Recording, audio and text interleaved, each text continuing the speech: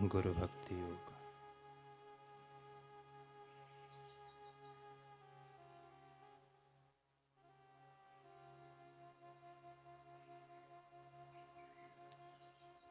साक्षात प्रेम एवं आनंद स्वरूप अपने गुरु की सेवा करने का सौभाग्य प्राप्त हो जाए तो सेवा में असीम आनंद एवं परम सुख मिलेगा।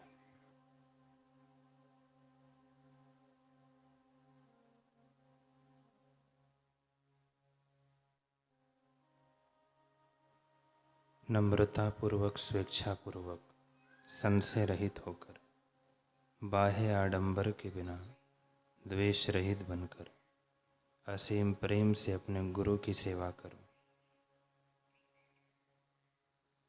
पृथ्वी पर के साक्षात ईश्वर स्वरूप गुरु के चरण कमलों में आत्मसमर्पण करोगे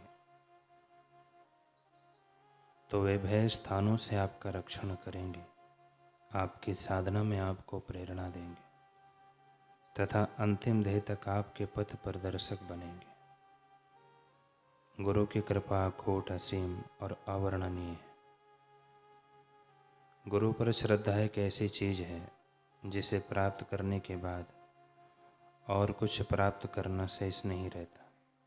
अतः आलस्य छोड़ो, तर्क को तर्क के जाल से अपने को बचाकर चल पड़ो, मधुर मंजिल मिलेगी। श्रद्धा के द्वारा निमेष मात्र में आप परम पदार्थ पा लेंगे।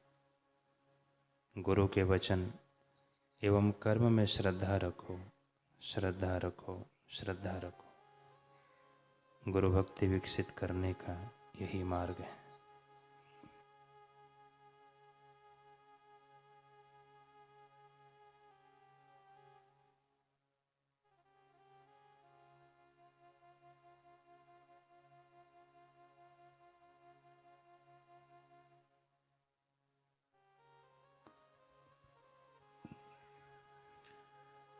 आचार्य शंकर के प्रसंग में कल हमने सुना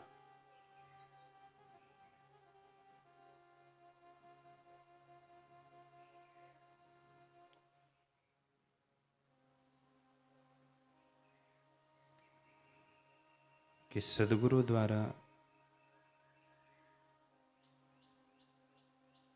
आचार्य शंकर को दीक्षा प्राप्त हो गई।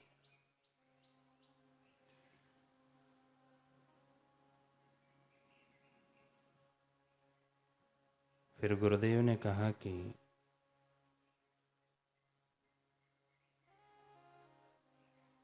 शिवजी का ओज तुम में, मत मतांतर में भोले भटके श्रद्धालुओं की श्रद्धा का दुरुपयोग करने वाले व्यक्तियों से भटके हुए लोगों को बचाओ।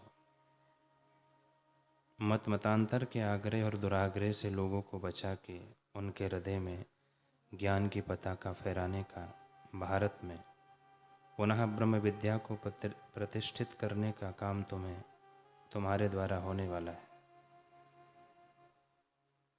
गुरुदेव ने आज्ञा की कि अब तुम काशी चले जाओ, वहाँ तुम्हें शिवजी मिलेंगे।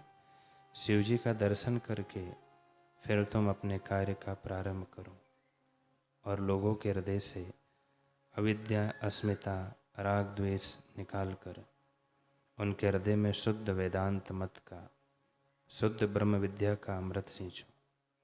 महापुरुषों का प्रसाद घर घर पहुँचे, ऐसा काम करने वाला शिष्य महापुरुषों को बहुत बहुत प्यारा होता है।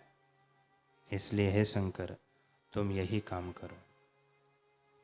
गुरु की आज्ञा शिरोधार्य कर शंकराचार्य जी पैदल चलते चलते काशी आए।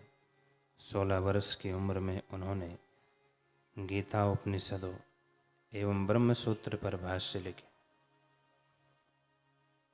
चारों दिशाओं में 4 मठों की स्थापना की और सनातन धर्म के वैदिक ज्ञान का प्रसारण किया ताकि टूटता बिखरता भोगों या राग द्वेष में गिरता हुआ हिंदू समाज फिर से ऊपर उठे और मानव परमानंद को, परब्रह्म परमात्मा को पाकर ब्रह्मवेता हो जाए, अपने ईश्वरत्व को जान ले। यह काम किया इन वेदांत के प्रचारक महापुरुष। जल को पुरुष क्यों कहते हैं? एक बार शंकराचार्य जी के पास एक साधु आए और बोले, तुमने ब्रह्म सूत्र पर भाष्य लिखा है। शंकराचार्य जी ने कहा, हाँ जी। वेदव्यास जी के ब्रह्म सूत्र पर भाष्य लिखने वाला कौन हो गया इस धरती पर? भाष्य लिखना कोई मजाक की बात है? मैं एक प्रश्न करता हूँ, उसका उत्तर दे सकोगे? बोले, हाँ करिए। यज्ञकर्ता जब आहुति देते हैं तो पांचवी आहुति में जल को पुरुष क्यों कहते हैं? शंकराचार्य जी ने उत्तर दिया, आकाश पर्जन्य यानी बादल, पृथ्वी, पुरुष और स्त्री, इन पांचों को दी जाने वाली आहुतियों में क्रमशः आकाश में श्रद्धा की आहुति, पर्जन्य में सोम की आहुति और पृथ्वी में जल रूपी वृष्टि की आहुति दी जाती है। पुरुष के पेट में अन्न की आहुति दी जाती है और स्त्री के गर्भ में वीर्य की आहुति दी जाती है ताकि संतान पैदा हो। इस प्रकार सब भूतों में से जल का प्राधान्य होने से उसको पुरुष कहा गया है। इस प्रकार शास्त्रार्थ चलता रहा और 8वें दिन उन संत ने अपना वास्तविक रूप प्रकट कर दिया। बोले, शंकर तुम धन्य हो, मैं ही वेद व्यास हूँ, तुम्हारी परीक्षा लेने आया था। तुम इस हिंदू धर्म को, भारतीय संस्कृति को एक सूत्र में पिरो के अद्वैत ज्ञान के प्रसाद से पावन करोगे। ज्योतिषियों की दृष्टि से देखा जाए तो तुम्हारी उम्र 16 वर्ष की ही थी, जो अब पूरी हो रही है। तुम्हारे जैसे पवित्र आत्मा को अनुदान मिलना ही चाहिए।